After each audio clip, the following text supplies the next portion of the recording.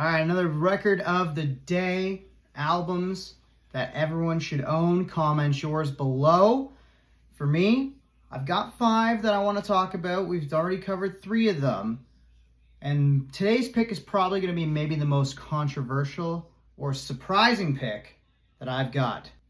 It's not necessarily that this album is bad or that the artist is bad, but it does kind of feel like maybe when I tell you this record, you're going to be like, really? Not this? Not that? Not some other suggestion that you can, again, leave in the comments below, because I'll probably do this as a theme again for Records of the Day. I am going with one of my personal favorite albums, London Calling, The Clash. London calling to the faraway towns. Now, why should everybody have London Calling as an option in their record collection? Why is this a mandatory?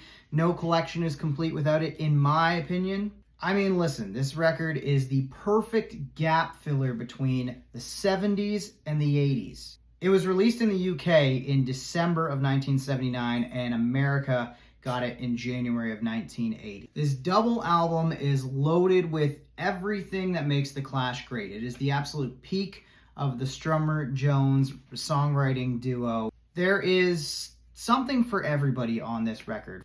From songs that are more in a punk rock vein, like the opening track, London Calling, that the album got its name from, and maybe you got some classic rock vibes, like 50s rock and roll with covers of Brand New Cadillac, for example.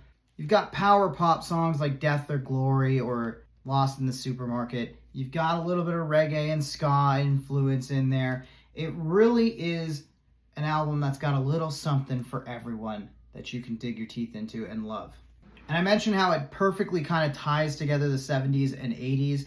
This album is not quite new wave by any stretch of the imagination, but it definitely feels like a lot of new wave bands took this and built their sounds off of stuff they heard from The Clash and other bands like that.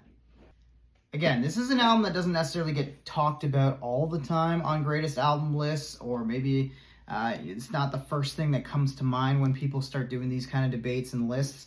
But I will say that in 2003, and I believe in the 2012 edition as well, Rolling Stone magazine had it in the top 10 of albums of all time on their 500 greatest albums of all time list. If you don't have a copy of London Calling, make sure you get yourself one, because it is an album that everyone should have, and it is my record of the day.